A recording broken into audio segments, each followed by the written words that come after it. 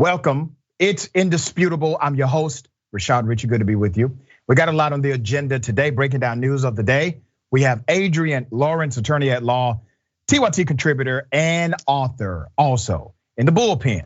Should be interesting. We have Professor John Burnett, managing director of One Empire Group, political strategist. We're going to talk about this Elon Musk situation. He's for it. I am not. Should be an interesting combo. Top story of the day. Now, damn it, I've seen it all. The police, a black man driving a police car in full uniform, gets pulled over by his own police. Here's the video.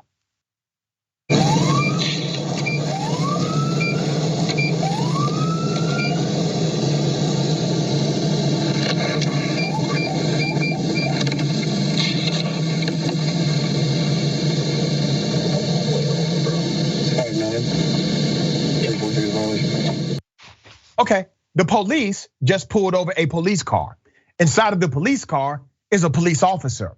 Not just a police officer, but a detective, meaning he's been a cop for a while. He's in full uniform. Here's what happens next. Well, first of all, I don't know why you're dumping out like that on us. You can wait for us to get here. Damn, dude, man. Look, your plates don't come back to their thing. So you're doing a traffic stop on you. Where you at, bro? I'll be taking the route. Okay, don't do that to us. Get the f out. Why? I'm in a police uniform. Yeah, but I don't know who you are. You said Detective Robinson? Yeah. Cool, man. All right, have a good night. Holy Maryland might be in patrol, dude. Dumbass.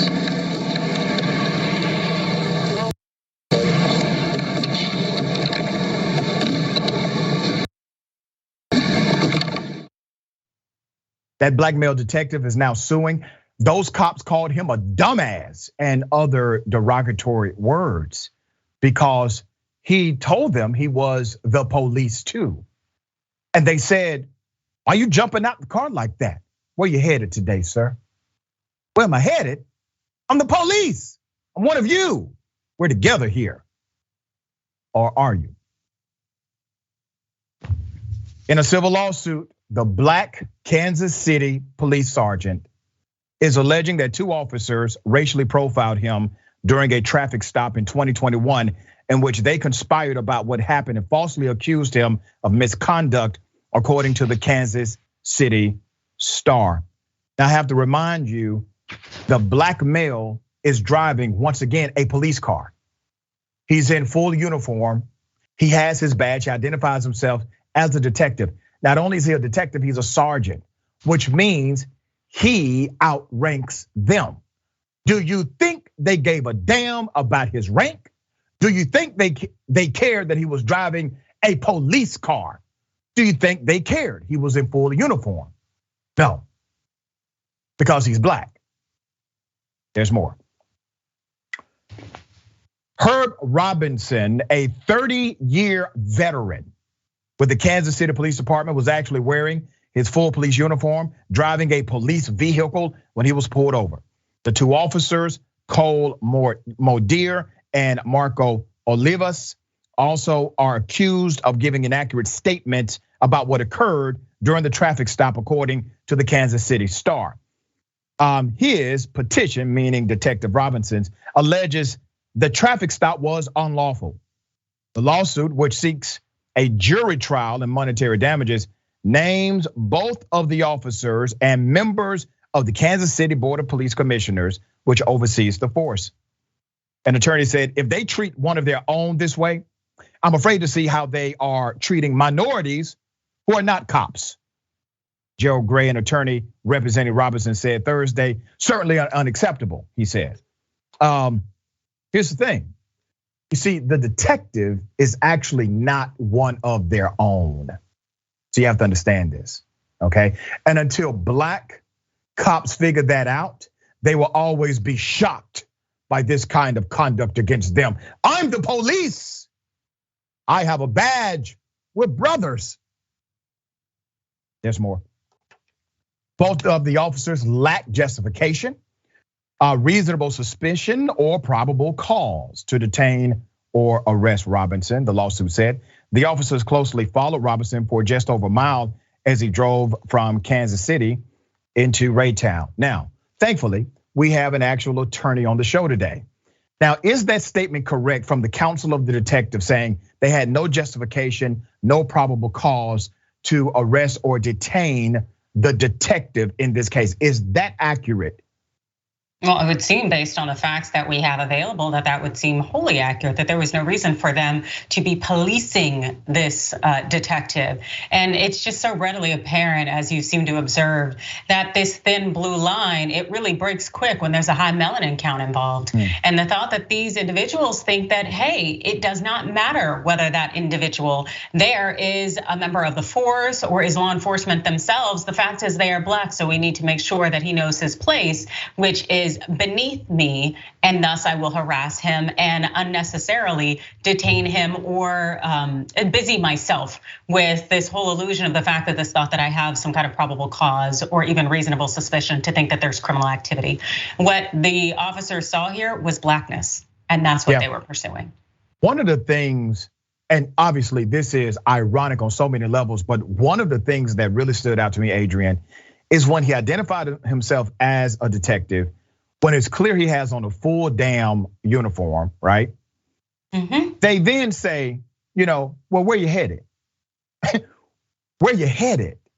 Okay, they didn't care about any of these other elements, and the man was driving a department issued police car.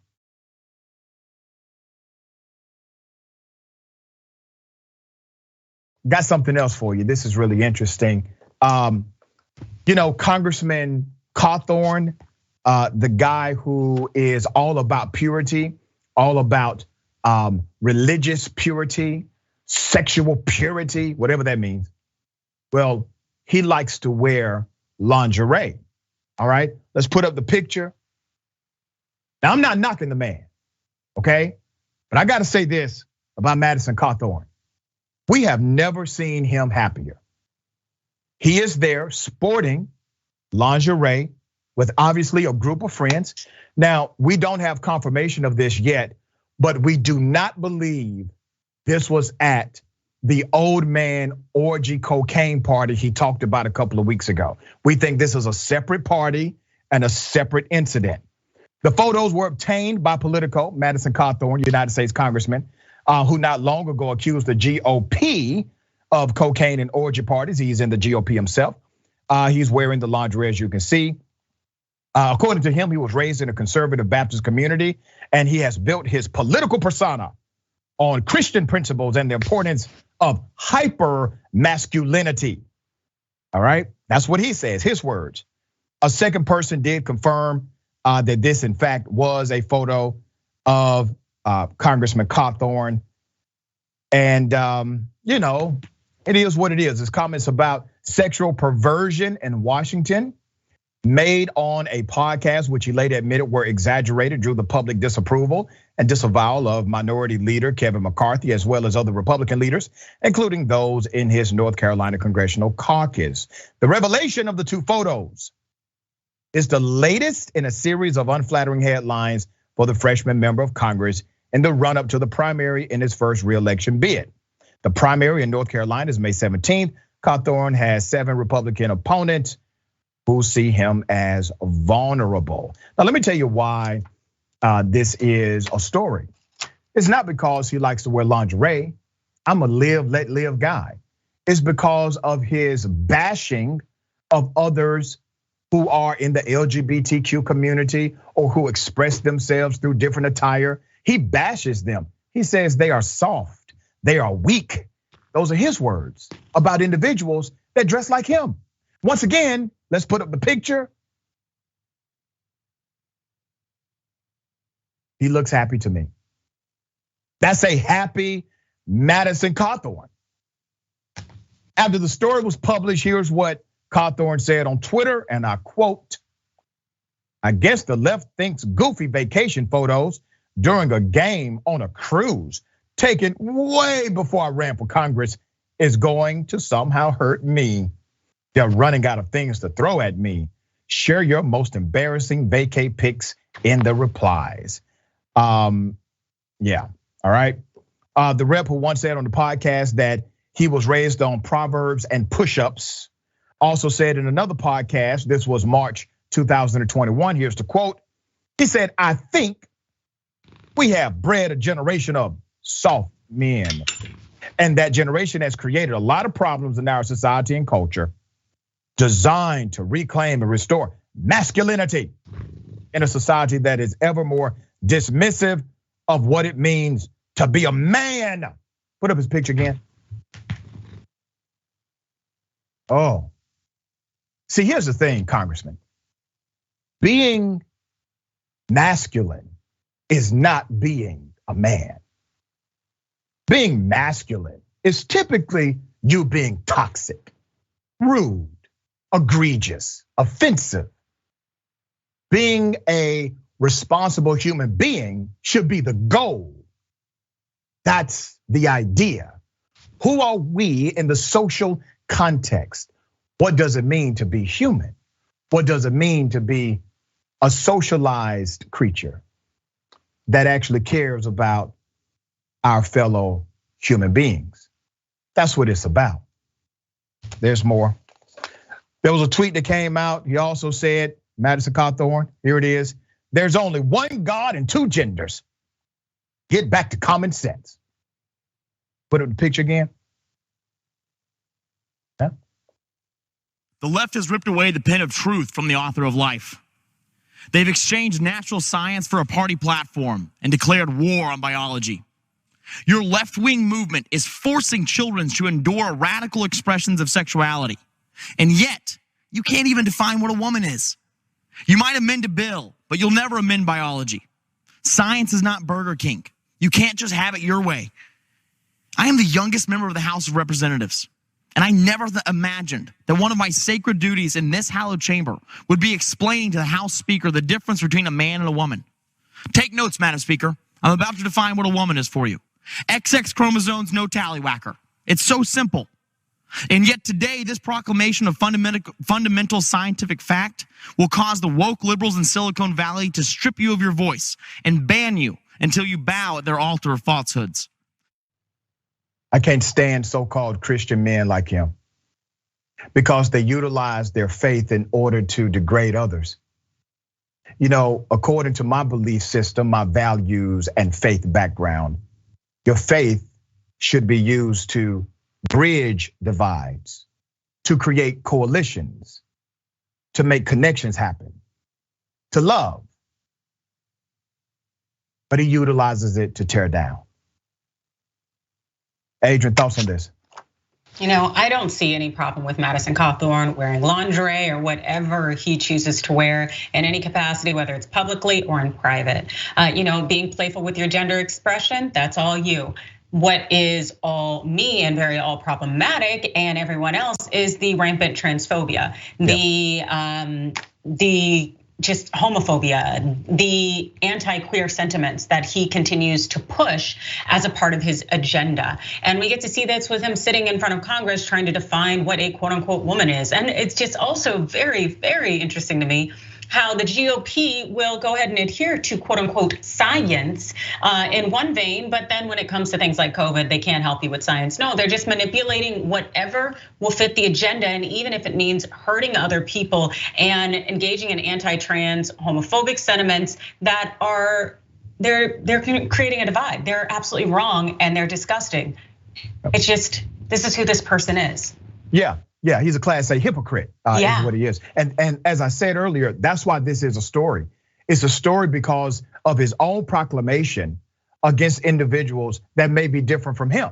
And so he wants to create this pretext to marginalize them and to dehumanize them in his own social narrative about them, okay? And so a story like this presents his own hypocrisy in a way that naturally he cannot defend. And I actually think more pictures are going to come out.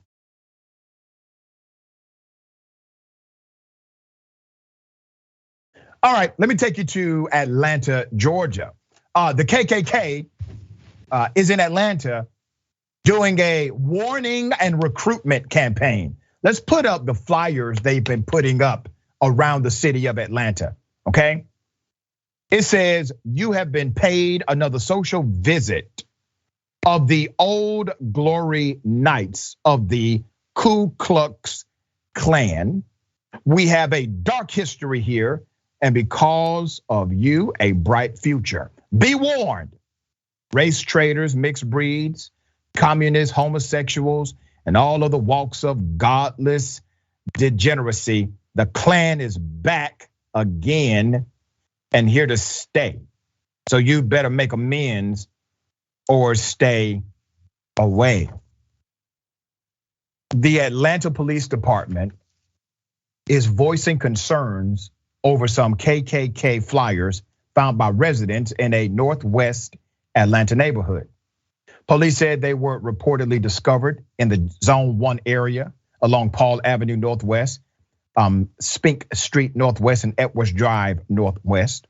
The department said the flyers appear to be distributed by a group or organization who depict themselves as the glory nights of the KKK, Ku Klux Klans.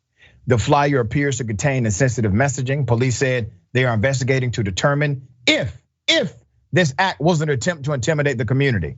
And this is one of the challenges I have with politically correct people. I don't care what job they have. Why are we even contextualizing it as if this is meant to intimidate the community? No, it is meant to intimidate the community. And as long as you all play this game around things like this, well, it's under review, and if this was meant to intimidate, we will let you know. Well, what happened to the press conference? What happened to the chief of police saying, we're gonna find whoever was behind this and we're going to prosecute them to the fullest extent of the law. And damn it, if I could find another law to prosecute them with, I'd do that too, all right? What happened to that kind of language? Because I guarantee you, you have that energy as it relates to, let's say, gang violence. You have that kind of energy when it relates to gang intimidation. But these are white supremacists. The KKK is a gang. A gang police department in Atlanta has decided to put their literature in black communities. And they have threatened physical harm against members of that community. A gang has done that. If Pyru Blood did it, would you still say, well, we're going to review the information and just make sure, see if it's intimidating or not to the community around there? If the Crips did it, would you have that same, well, we're reviewing the information, we're gonna get back to you about if it's intimidating or not? No, this will be a crisis. But for some reason, when it's a white supremacist gang of thugs doing this in a black community, you all of a sudden figure out how to massage your language. This has got to stop. This has got to stop. That's too many damn black people in Atlanta, too many black folks who run Atlanta for this to still be the reality of how you deal with white gangs. Adrienne, am I off kilter here? No, you say gangs though, I say domestic terrorists, but yeah, one and the same, that's what they're trying to do, is terrorize these communities. And it is extremely disappointing, but not surprising in terms of law enforcement's response. But then again, it just reminds me that some of those who work forces are the same that burn crosses. And so it makes me wonder if they're not gonna push as hard, because then they just have to do a lot more internal looking in terms of assessing who brought this out. And it's incredibly disappointing, but this is the reality we often face. Well said. All right, we got more on the other side. Is Indisputable, stick and stay.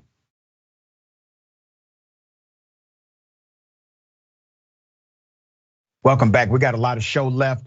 Let me read some of these amazing comments. Always love the commentary. We have a few updates as well, all right? So the watch list, don't forget to watch list. Make sure you add it to your faves. Join JR Jackson live weekdays, 12 p.m. Eastern time, 9 a.m. Pacific time. Watch live daily, follow at facebook.com/watchlisttyt. Watch live also, YouTube, subscribe, youtube.com/watchlisttyt. And let's talk about membership, all right? membership. From being the first to cover important stories to taking positive action on the ground, TYT has been at the forefront of change since the beginning. You can be part of that change machine by simply becoming a member at tyt.com/join. And thank you to those who are already members, okay? All right. Sina Hogeboom Cawthorn is also trying to rock some hoops. Yeah, I saw that. Yeah, I mean, the guy was happy. He was at his happy place, all right? Shikata Ganai Beer Dragon, as a godless degenerate, I take offense to that flyer. I understand. Dark Skin Brother 3, white cops think they are above black officer. Yeah, they don't give a damn what the rank is. This man a whole detective and a sergeant. And they said, well, that's all good and fine there, sergeant, but where you headed to today? Amazing. And here's the other thing. And I did say this in the initial story because it wasn't on my mind, it's on my mind now. The detective was indoctrinated to obey. I'd be damned if I'm a whole detective and 2 cops roll up on me talking about where you headed. The detective was trained to obey. All right, Travis C. Got to bring some flaming poo bags to some of these dudes' front porches. Don't do that. I didn't know that's what you were going to say before I started reading it. All right, ladies and gentlemen, I wish a Karen would. You want to call the police on them for having a barbecue on a Sunday? I feel great. Back off! I'm going to tell them there's an African-American man threatening my life. Can I hang out with you? That guy just stole my car, so he's dead. Where'd he go? Newport Coast? Huh? Can I hook up with you? What kind of vagina do you have? Is it an innie or an outie? Does it have beef curtains? I'm going to call the cops if you don't. Yeah. You're annoying, dude. Why are you following me? Because I want. My fat ass is ready to get hard for you. The cops are coming right now. Why would you call the cops on me, bro? I'm just speaking. It doesn't matter. You little bitch. Okay. This is a male Karen who's going around sexually assaulting and sexually harassing women. Well, there are some anti-Karens who are about to respond. Here it is. You little void. Oh, you little. Whoa, what's wrong with you? Chill out. Chill out. Hey, chill out. Chill out. Chill out. You just kicked me in the. You back up. You back. You back up. I mean, you're gonna.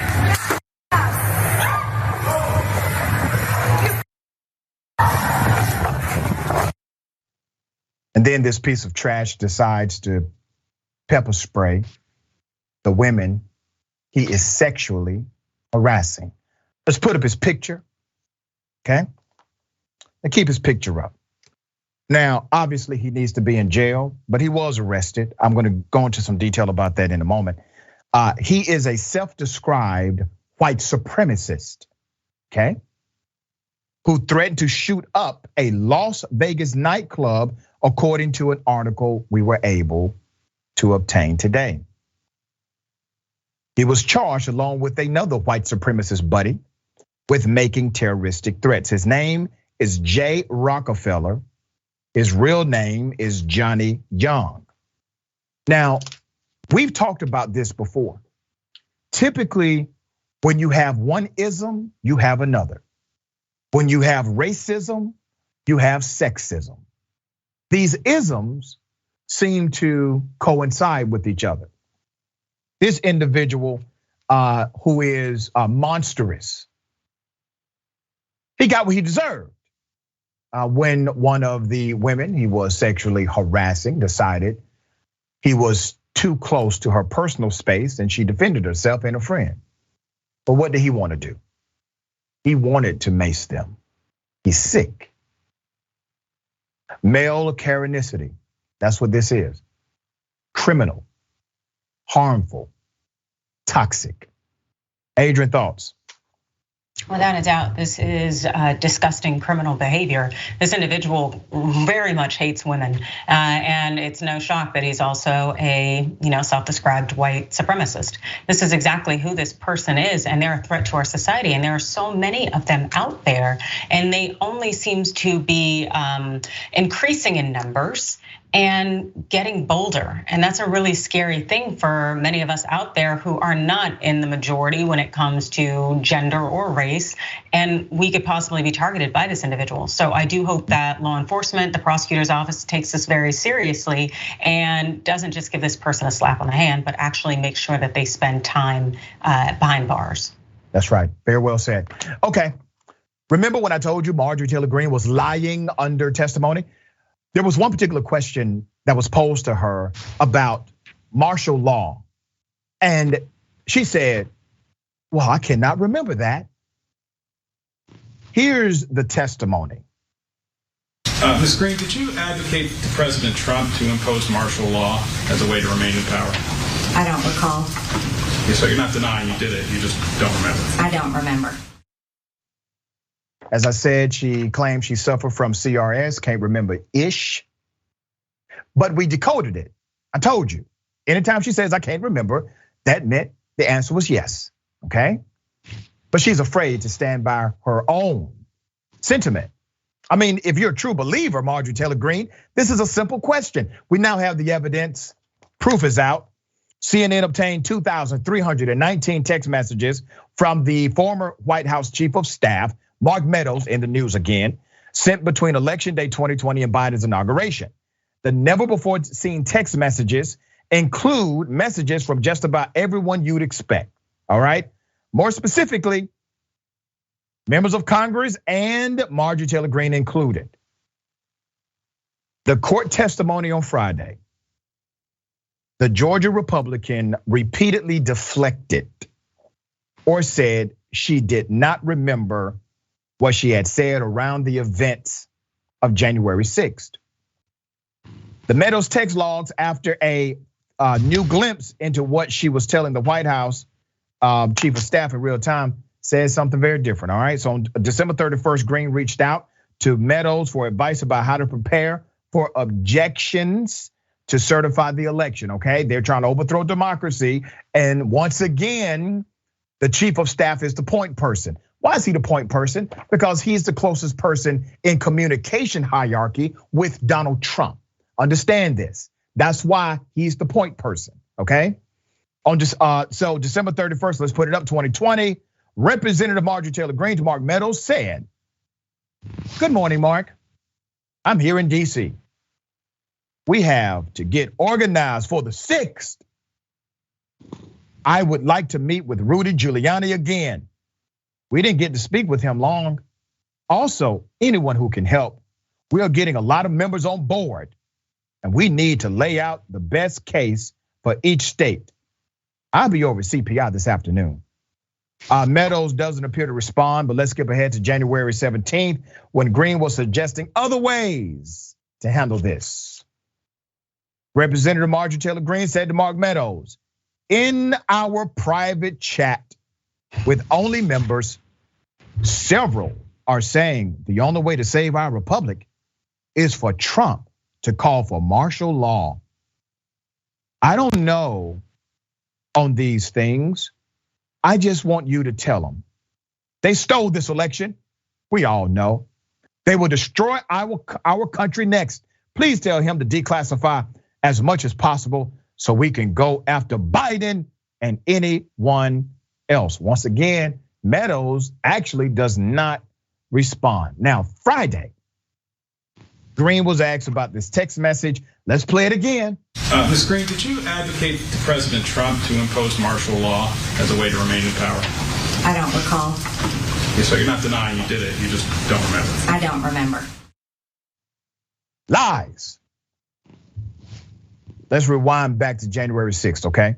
The texts include everything from plans to fight the election result to surprising and unexpected reactions on January 6th from some of Trump's allies. At 2:28 p.m., Greene texted Meadows with a plea for help as the violence was unfolding at the Capitol. So this is what she said to Mark Meadows in another text. Mark, I was just told there was an active shooter on the first floor of the Capitol. Please tell the president to calm. This isn't the way to solve anything.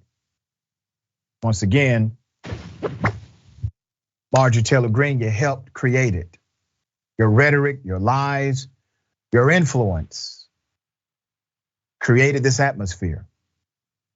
Meadows, once again, does not appear to reply. The texts also show how Trump allies were quick to craft a counter narrative for January 6th, an action taken shortly after the terrorist attackers breached the Capitol. Trump allies in Congress appeared to get the message with Greene at about 3:52 p.m. Here's the text message. All right, we got it. Mark, we don't think these attackers are our people. We think they are Antifa, wink, wink, dressed like Trump supporters. See what they're doing here, right? Okay. They are talking in code out loud. Mark, these are Antifa people, all right, with Trump gear on. That's what's happening here, Mark. All right, you follow me, Mark? All right, shake your head. Let me know that you're with the conspiracy. And then they decided to spin that false narrative. It got picked up by the usual cronies, Tucker Carlson and others. Insanity, right? But real. They tried to steal democracy. They tried to overthrow the government. They tried to shred the US Constitution. They violated the law. They violated decency. They violated order, but they called themselves patriots. Patriots of what? Not patriots of a country that is supposed to grow into a more diverse and fair nation, but patriots to an idea of white supremacy and white power structures. That's the only damn thing they respect. Adrienne, thoughts on this? Okay, so my thoughts on Marjorie Taylor Greene sending those messages to Meadows. What she was doing initially was too specific and putting it in writing, and that's why Meadows wasn't responding. That's and correct. So there's probably a call log showing that Meadows would call her at some point and say, stop putting this in writing. And that's why all of a sudden you get, there's an active shooter, oh my goodness, because she needs to now reframe what she said so she can pretend not to be a part of it. And that's why she's sending these almost wink, wink to try to dispel what she had previously text him. Because if you notice, a lot of the other text messages that Meadows received that he actually did respond or acknowledge were not as cogent and not as clear and direct to the point as Marjorie Taylor Greene's were. And so, yeah, I'm sure, because this is just how you'd work it if you were gonna work the system, knowing that there's potential that those text messages could get out. Yep. So that's what I see happen, and I wouldn't be surprised if there is a call log showing Meadows calling her at some point, and then she switches kind of her narrative. Yeah. But either way, it's like she sat there in front and testified saying she didn't remember it. And that is also the way to handle it in the event that you do not want to be hit with a perjury charge later on, but you do not necessarily want to admit to engaging in that behavior on the stand, just feign ignorance. Yeah, and she misspelled Marshall. Oh, yes, she did. Yeah, so we'll see what happens out of this. Remember, Meadows and a group, they were involved in a scheme that had burner phones. So Meadows may have called her from a burner phone after she sent him this text message. We don't know, but as I said before, the only people that still use burner phones are drug dealers and folks that work for Donald Trump. All right, we got more on the other side. It's indisputable, stick and stay.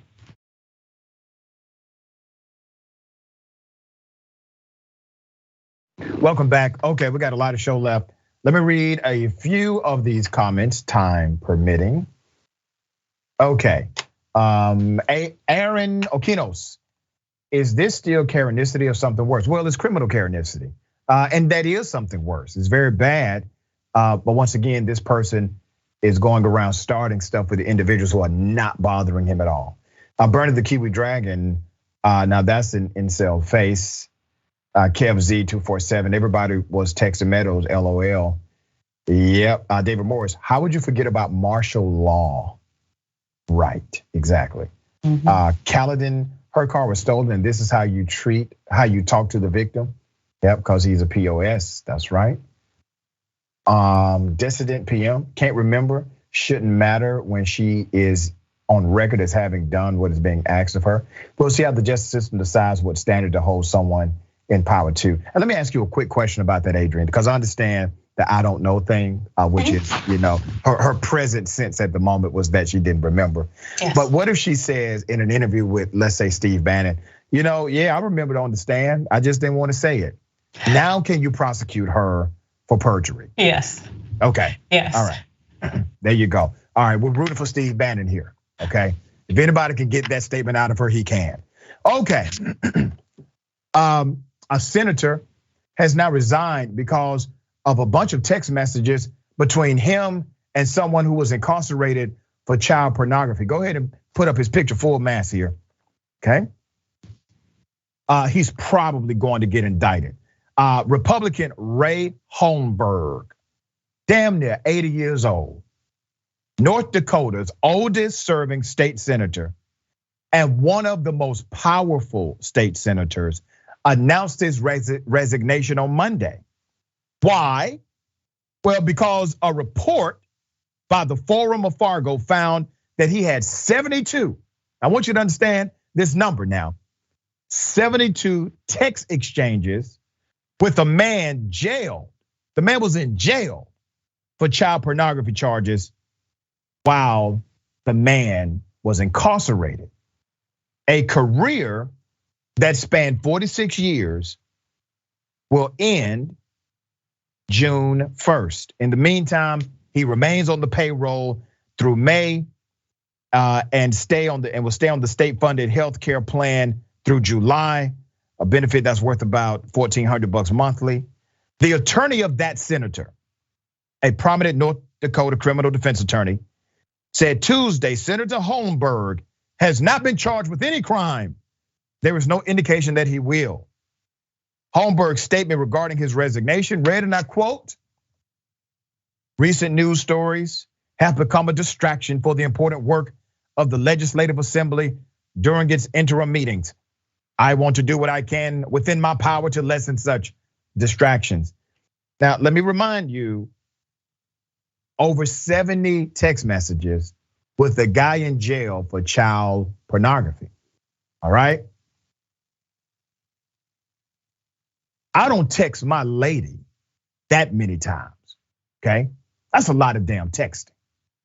Now, according to the senator, this was all about some work around the house kind of stuff. Let's put up a picture of the individual he was texting. His name is Nicholas James. Nicholas James DeRozier. That's him. Mr. DeRozier was arrested and charged last March. He had victimized as many as 21 children, including his own nephews. Okay, that's the company the senator keeps. He was also barred in 2020 from doing business with North Dakota after complaints of fraud, theft by deception, and passing bad checks. Once again, this is the company that the senator keeps.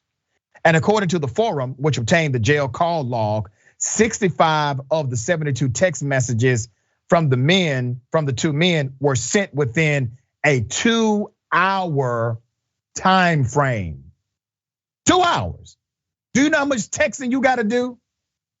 You have to be intentionally trying to break a damn record. 2 hours, all right? Prosecutors allege that Mr. DeRozier possessed several thousand images and videos depicting sexually abused children. Such a damn shame. Sad individual. Is also accused of taking 2 children under the age of 10 from Minnesota to his Grand Forks home with the intent to sexually abuse them.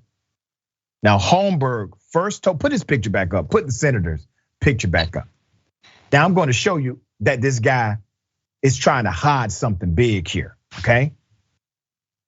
He first told the news outlet, the Forum, that he had read about charges against the man in jail. Oh yeah, I loosely remember. I read about those charges. That's what the senator said.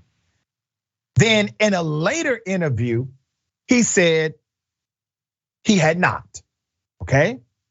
He told the Forum that his text messages were related to and he said, variety of things, including patio work.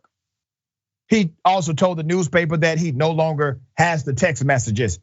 They're just gone, he said, which means he deleted them, okay? So this politician, this grandfather, this 80-year-old man simply deleted over 70 text messages that we are aware of. That doesn't just happen. That's intentional behavior, right? He engaged in intentional activity to erase those text messages. Now I know everything that I just highlighted is circumstantial here. I know that. But obviously there's something to this. And we're gonna continue to stay on top of this story. This resignation came pretty quickly after this story became a local news story in that area. All right, Adrienne, thoughts?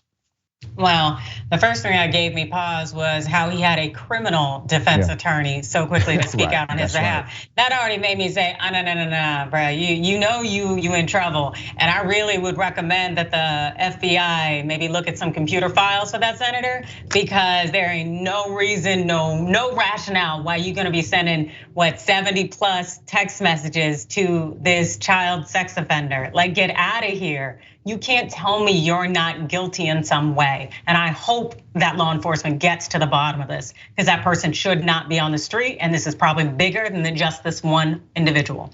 That's right. And let's hope they do a deep dive and investigate, because those children that are connected to these monsters are victims and they deserve justice.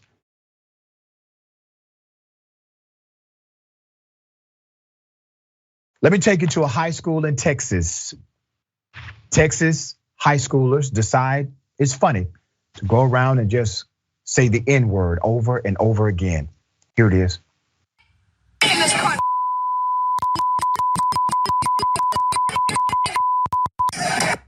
gonna pick me a new outfit. Babe, my socks is kind of dirty. I need some new.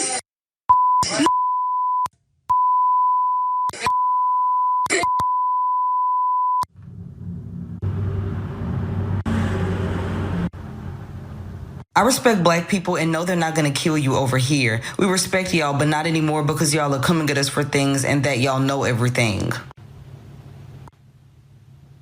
But y'all, she said that she respected us. Even though they have a group chat named KKK, which is a safe space for them to be racist to black people. Even though they were shouting the N-word with the heart ER through the school corridors. And even though they called us ghetto, they respect us. Y'all just really cannot leave black people alone. We're always the private discussions of racist white people. But that's honestly nothing new. These are young people who obviously learned this behavior from their home upbringing, but they are responsible for what they have done. Put up a picture of the high school. Okay, keep that picture up. This is Vidor, Texas. A video showing several teens using racial slurs several times inside of the high school and on the campus, in the hallways, landed some of them who are part of the Vidor Independent School District in trouble, okay? But let's talk about the trouble for a minute. Before I get to the trouble, put up the picture of the principal. The principal saw fit that after the insanity you just saw, after those racial slurs, he said, we're going to suspend these students for 3 days. It's a 3-day suspension, and that is it, okay? That person you're looking at, his name is James McDowell. He's the principal. Let's go to the superintendent. He's the guy in charge of the principal. His name is Jay Kilgo. He's their superintendent. He's the boss of that principal. Let me read a statement from the superintendent. He said, and I quote, earlier this week, Vidor ISD received a video of extremely inappropriate behavior of high school students making racial comments in the hallways. They weren't racial, they were racist, by the way. The students were immediately addressed and disciplined with discipline consequences, and hearings were scheduled to determine future punishment. The comments made were unacceptable and are not condoned by the VISD. this was a poor reflection on our student body by a handful of students. We will always be vigilant about addressing this type of behavior and creating a respectful environment for everyone. But what are you doing here, Superintendent? What's your new program, your new mandated sensitivity training, your zero tolerance policy that you just implemented? Where's your diversity and inclusion director that you're bringing on board now? What are you doing? Because even though this is a majority white district, you do have black kids that go there, okay? What are you doing? This is bullying. Remember when Dr. Phil and others, they went around the country on this anti-bullying campaign? It was a good idea, right? And then when advocates said, listen, we need to include racial bullying, that movement told them no. That movement said, no, we don't want to make this a racial thing. We don't want to get involved in that. That's too political. Political? So they intentionally decided to not include racial bullying in their anti-bullying national movement. Now, naturally, there are other advocacy groups that did, but in the beginning of this thing, they decided to intentionally stay away from the reality of racial bullying. What you just saw can lead to the death of a young person. We've reported on suicides of young people, teenagers and preteens who had to undergo that kind of madness, not being protected by those who are entrusted to look after them until parents pick them back up. Here's how it starts. Adrienne, thoughts? You know, the administrators at the school, they're not stopping this behavior. And if anything, they're just enabling it by allowing it to continue to go on and just giving these students a slap on the hand. These kids know what they're doing because their family taught them these things. And so the fact that this community isn't more enraged and responding to this tells you that it really doesn't bother the community because this is more of a reflection of them as opposed to it just being a one-off. And it really just shows us, again, this is who these people are.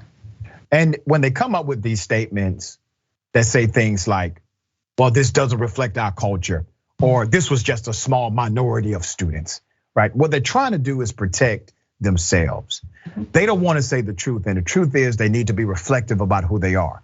The truth is they need to do some soul searching and be self-analytical. The truth is you all are racist as hell. You all have allowed this culture to permeate, and now it has expressed itself in a very public way because you let it express in a private way. They won't be that analytical. Now, there are a few press releases we have read here on Indisputable, and the person behind it, the leader behind that organization, they said the right thing. They said, we have some soul searching to do as a group. We have to make changes, and here are the changes we're going to make. But when you hear a statement like this, number one, it lacks integrity. Number two, it lacks a plan. And number three, it lacks effectiveness because that's the goal. They simply want the story to go. They don't want things to change. They want the story to change. They want the story to go away.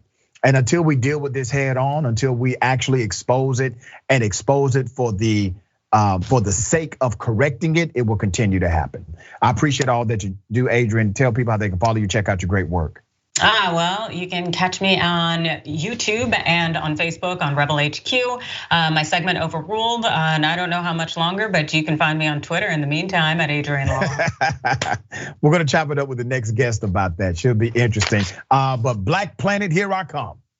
All right, thank you so much. So, for those who are watching us via linear television, always a pleasure. We are about to continue the programming. For those who are watching us via streaming, programming will go on as scheduled. Always a pleasure for those checking in via linear. If you would like to continue watching the programming, make sure you jump on one of the streaming platforms. All right. Remember, take care of yourself, take care of each other, take care of the planet. Remember, the truth is always indisputable.